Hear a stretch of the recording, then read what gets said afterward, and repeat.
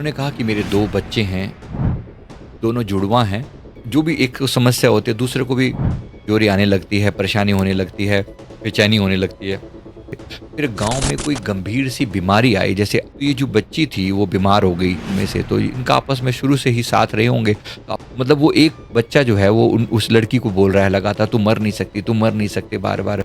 एक आत्मा ने दूसरी आत्मा के साथ प्रॉमिस किया हुआ, ये कभी ना कभी मिलेंगे, ज़रूर मिलेंगे।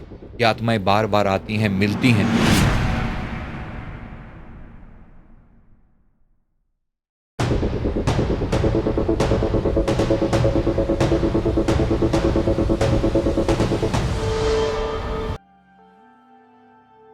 समय पहले हमारे पास एक केस आया पीएलआर के लिए, पास्ट लाइफ रिग्रेशन कराने के लिए, जिसमें लेडी जिनका नाम रीना है, उन्होंने कहा कि मेरे 2 बच्चे हैं, दोनों जुड़वाँ हैं और उन दोनों में इतनी ज़बरदस्त केमिस्ट्री आपस में मेल खाती है, जैसे ऐसा लगता है दोनों एक ही आत्मा के 2 हिस्से हैं।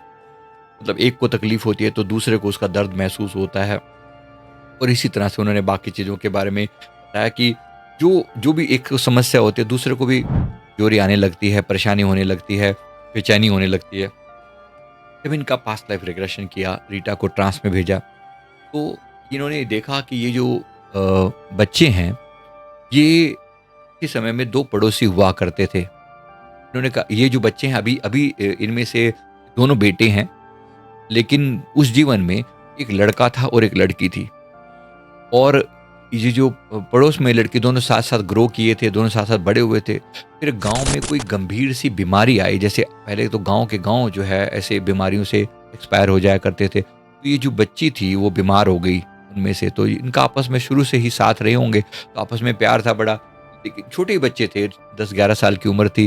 बच्ची जो है वो बीमार हुई और उसने जब जब दम तोड़ा, मतलब शरीर जो है छूटने लगा उस बच्ची का, तो उस समय लड़का जो है वो साथ ही बैठा हुआ था।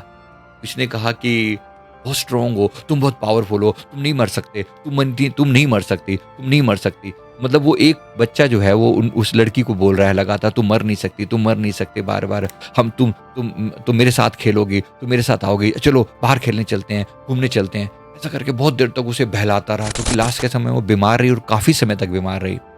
फिर अंत में एक दिन जो है वो शरीर छूट गया, वो एक्सपायर हो गई। लेकिन मन में जो एक भाव था ना कि हम साथ खेलेंगे, हम दोबारा इसी प्रकार से साथ रहेंगे, और भाव ने लड़की की आत्मा को लड़के के रूप में जन्म दिया, क्योंकि स्ट्रोंग बनना है, पावरफुल बनना है। उसके मन में ये रह गया, देखो ये लड़का है ना, ये स्ट्रोंग है, ये खाता पीता अच्छा है, ये ठीक है, तो मुझे भी लड़का बनना है।